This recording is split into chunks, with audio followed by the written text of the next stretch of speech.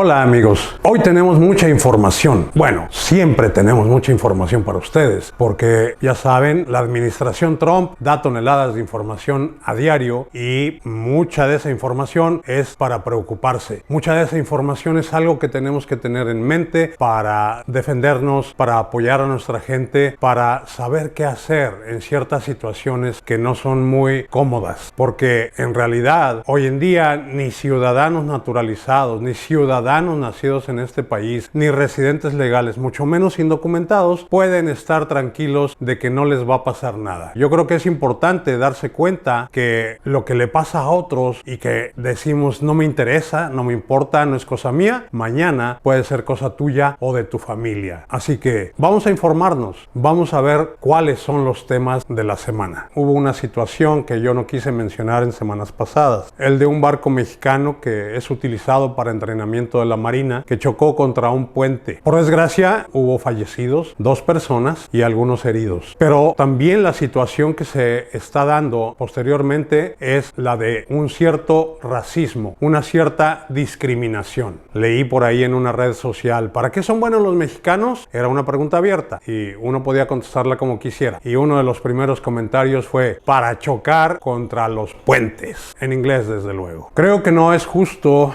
hay que averiguar en qué situación se dio el incidente del choque del barco mexicano contra el puente, porque no estaba en las manos de la tripulación totalmente en el momento en que chocó. Hay maniobras en las que tienen que ser auxiliados por las autoridades del puerto y esa es parte de la razón por la cual no estaba en sus manos el control total y en parte también por la cual chocaron. Entonces se me hace injusto que haya esa actitud burlona de algunas personas, que haya esa actitud de menosprecio hacia la capacidad de los marinos mexicanos. En realidad, hoy en día, pocos países utilizan esa manera de entrenar a sus marinos. Y no soy experto, pero creo que es bueno que le enseñen a un marino el manejo tradicional de una nave como esa, de un barco como ese. Hoy en día todos son controles automáticos, ya saben, tecnología, alta tecnología. Pero a veces es bueno aprender las bases. Uno nunca sabe cuándo, siendo un marino, necesitas usar conocimientos básicos. En fin, es injusto que se hayan burlado del choque de ese barco en Brooklyn. Hay muchos casos de arbitrariedades de ICE. Ya los números son tremendos. En realidad uno no sabe cuáles son más evidentes, cuáles son más realmente ilegales, cuáles son más atemorizantes, aterrorizantes incluso. Hacen sus arrestos con máscaras, hacen sus arrestos con armas de alto poder, se presentan en grupos grandes para detener a un individuo y muchas veces un individuo que nunca ha cometido un delito grave y que no ha tenido que ver con armas. Ellos tienen que tomar sus precauciones, se entiende, pero esas no parecen precauciones, esas parecen tácticas de intimidación. Esos son tácticas de intimidación. Buscan igual sembrar miedo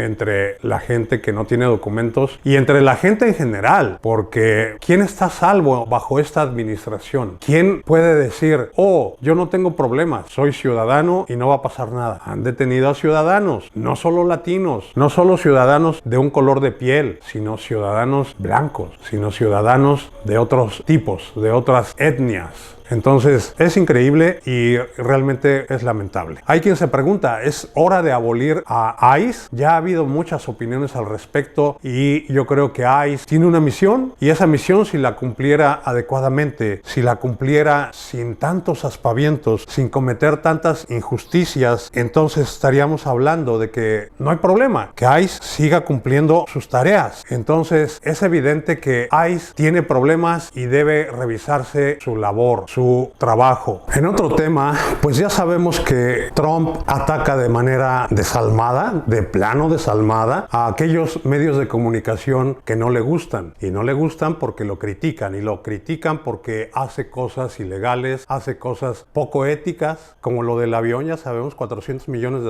un soborno enorme de Qatar. En el caso de ABC, que es propiedad de Disney, hay varias situaciones que realmente han sido lamentables. Disney o ABC perdió una demanda de Trump contra George Stephanopoulos. Él dirige un programa de opinión los domingos y hubo algo ahí en su programa que a Trump no le gustó, demandó y ABC prefirió negociar y le dio $15 millones a Trump.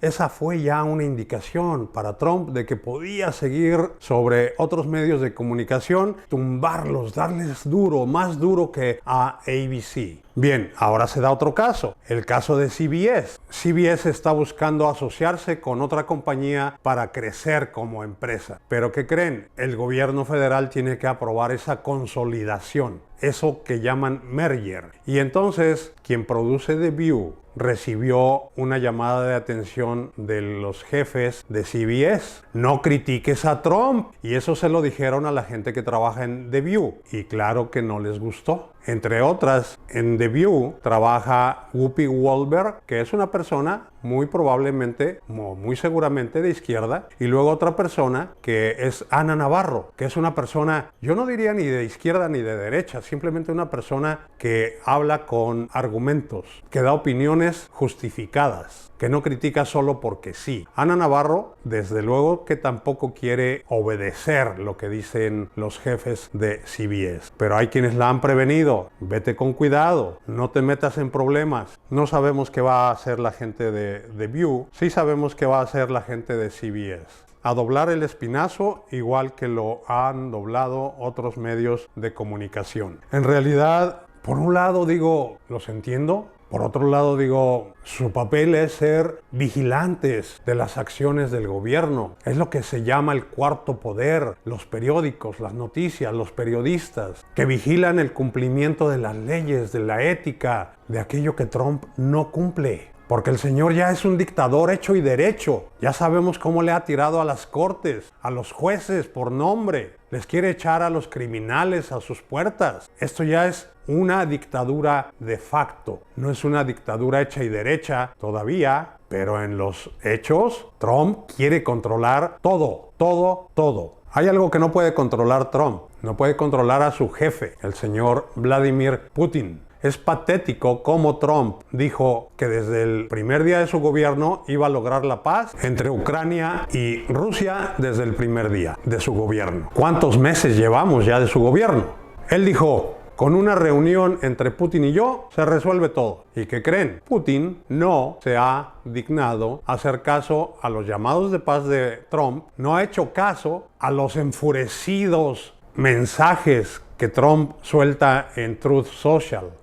Oh, ya para de bombardear a Ucrania. Oh, ya deja de hacer esto. O si no, algo va a pasar. Muy malo va a pasar. Putin no hace caso. Sabe que Trump no tiene el carácter, no tiene la fuerza, no tiene la capacidad y lo de maestro de la negociación es una fachada, es una mentira. Y entonces la gente de Putin fue a una reunión con Zelensky y su gente, pero no fue él. Y si no va él, esas pláticas no tienen valor alguno. Y luego Trump dijo, oh, no hay problema, voy a hablar este lunes con Putin y voy a negociar y voy a hacer maravillas. Después de las 2 horas de plática, no sabía ni qué decir a los medios de comunicación. Con qué tapar el sol con un dedo, porque Putin no le hizo caso. Tan no le hizo caso que hoy en día Ucrania está siendo bombardeado de manera terrible. Igual o peor que hace semanas o que hace meses. ¿De qué sirvió que Zelensky firmara un acuerdo con Trump para darle sus minerales a Estados Unidos?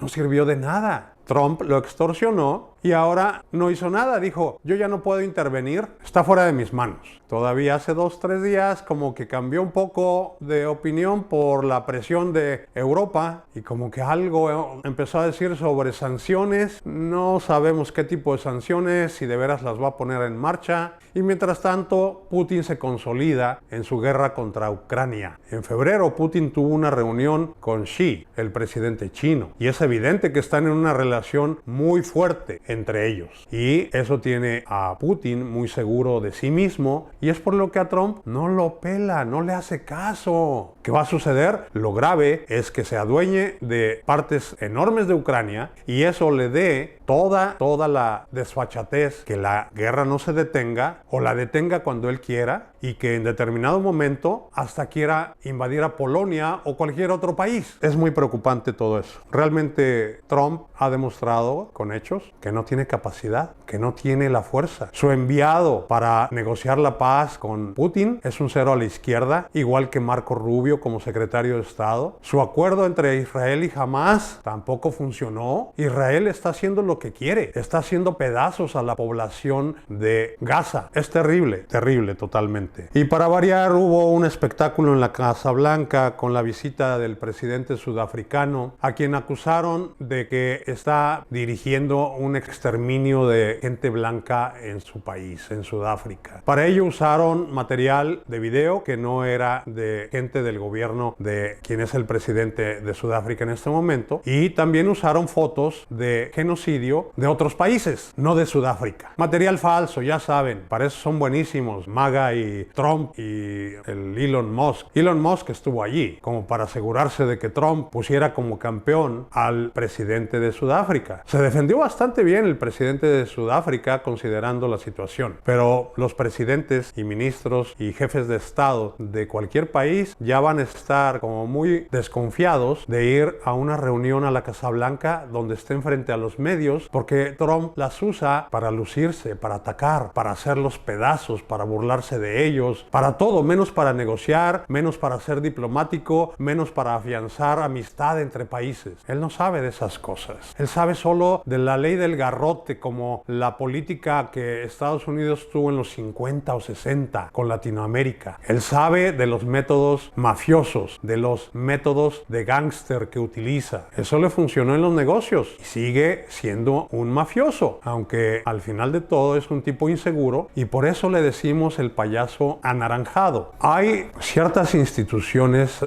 a lo largo de la frontera que dan ayuda a los migrantes. Esas instituciones son organizaciones no gubernamentales. Les ayudan con algo de dinero, con alojamiento, con orientación, con información, y es gente que ICE libera porque ya no tiene capacidad para detenerlos, porque los tiene que soltar, porque está pendiente su situación legal, porque ya sus centros de detención ya no le cabe más gente. Pero ahora Trump está atacándolos. FEMA, que ahora está siendo utilizada de una manera represiva, mandó una carta a algunos de esos centros de ayuda y les dijo que puede ser que estén cometiendo acciones ilegales. A pesar de que lo que hacen de alguna manera está apoyado por ICE, porque ICE mismo les refiere esa gente que viene no solo de México, más bien casi no es de México, sino de muchos otros países, Irán, Turquía, Cuba, yo no sé, vienen de países con los cuales Estados Unidos no muy fácilmente tiene un tratado para devolver a gente que no quiere aquí, que está deportando. Y entonces la tarea que cumplen esas instituciones es positiva, pero ahora se les está amenazando si siguen haciendo ese tipo de trabajo. Contradicciones. ICE necesita ese tipo de acciones. FEMA, por instrucciones de Homeland Security, que también es parte del gobierno de Trump, los ataca, los amenaza. Gobierno de locos. Una de las razones por las cuales Trump se supone llegó al gobierno, sobre todo en su primer periodo, fue porque él quería eliminar la corrupción. Drain the swamp. Pero él se ha convertido hoy en día en la corrupción andando. No hay mayor corrupción que la de él y su familia. Él quería la corrupción nada más para sí mismo, supongo, y tal vez por eso hizo a todos los corruptos a un lado para quedarse él solo. Y vaya que lo ha logrado. Hay un caso dramático, hay un caso donde la razón está peleando contra la fuerza bruta. La razón es Harvard y la fuerza bruta es Trump. Harvard está protegiendo su libertad de palabra, de discurso, está protegiendo a sus estudiantes y su información confidencial, y a la vez está dando un ejemplo de cómo oponerse a un tirano. Por eso Trump le quitó primero $2 billones en ayuda federal. Luego le quitó $3 billones para investigaciones. Y ahora le está quitando contratos del gobierno federal. Ya las cortes determinaron en una demanda de Harvard que Harvard tiene razón. Eso no hace más que enfurecer a Trump para que redoble sus ataques. Harvard tiene que aguantar. Harvard es una luz en medio de la oscuridad de las universidades que como Columbia doblaron las manos. Harvard está perdiendo mucho en investigación, en estudiantes que pueden aportar mucho, cerebros que vienen de otros países y que ayudan a Harvard y a la economía de Estados Unidos. Muchos egresados de Harvard terminan fundando empresas de alta tecnología, terminan haciendo investigaciones y ganando premios Nobel de química, de física y de otros ramos científicos. Pero no solo pierde Harvard, perdiendo Harvard pierde Estados Unidos. Y esos resultados no se van a ver en este mes, en este año. Se van a ver a mediano plazo, 2 años, 5 años, 10 años. Cuando Estados Unidos caiga detrás de la mayoría de los países en cuanto a investigación y desarrollo. Porque toda esa gente que pensaba venir a Estados Unidos para estudiar, se va a ir a otro país. Van a considerar otras opciones porque saben que aquí no tienen ya las puertas abiertas, que aquí no hay libertad de palabra, que aquí no hay libertad de pensamiento. Hay represión y hay sin razón. Una vez más estamos en una situación donde la legalidad está en duda, donde la democracia está en duda, donde muchos tienen que pagar un alto precio por hablar, por levantar la voz, como las cadenas de radio o de televisión, PBS, NPR, les quitaron el presupuesto, PBS ya demandó y seguimos sumergidos en ese mundo absurdo, pero real, donde prevalecen la tiranía, la arbitrariedad, el antojo, el capricho de un individuo y donde Estados Unidos, que era un país demócrata, ya no puede considerársele demócrata en absoluto. Trump lo ha hecho pedazos. Trump ha hecho pedazos la democracia de este país. Trump ha destruido el sistema de poderes, ha destruido las libertades y se ha adueñado del poder de una manera totalitaria. No podemos quedarnos callados y tenemos que seguir hablando de lo que está mal. No porque queremos proteger criminales, no porque se nos antoja hablar por hablar. Tenemos bases, nos informamos, buscamos de diversas fuentes y entonces llegamos a una conclusión y hacemos nuestro comentario. Si a ustedes o a algunos de ustedes les gusta que haya un individuo que dirija sus destinos de manera totalitaria, de manera brutal, de manera absurda y arbitraria, bueno, allá ustedes. Pero habemos muchas personas que no estamos interesados en que nos controlen de esa manera, en quedarnos callados. Este programa es una pequeña expresión de eso, de inconformidad, de libertad de palabra que queremos ejercer y mantener y seguiremos manteniendo. Muchísimas gracias, suscríbanse por favor, seguimos consignando la historia. Hasta luego.